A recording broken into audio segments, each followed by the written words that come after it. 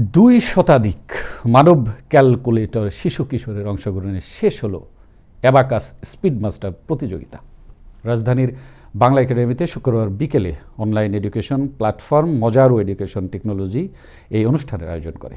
অনুষ্ঠানে উপস্থিত ছিলেন মজারুর চেয়ারম্যান কামাল উদ্দিন, ব্যবস্থাপনা পরিচালক আলাউদ্দিন ফারুকী প্রিন্স সহ শিক্ষক ও শিক্ষার্থীবৃন্দ।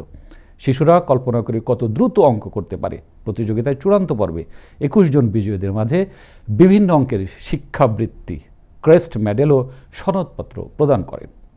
যত দিন যাচ্ছে মানুষ কিন্তু সেবা তত সহজে পেতে চায়। হ্যাঁ, আমি ঘরে বসেই যদি সেরা সেবাটা পেয়ে যাই তাহলে কিন্তু আমাকে দূরে যেতে হবে না। স্পেশালি বলে আমাদের মজারুতে অনেকগুলো কোর্স আছে। একটা বড় কোর্সের নাম হচ্ছে আমাদের যেমন ক্যাডেট কোর্স আছে।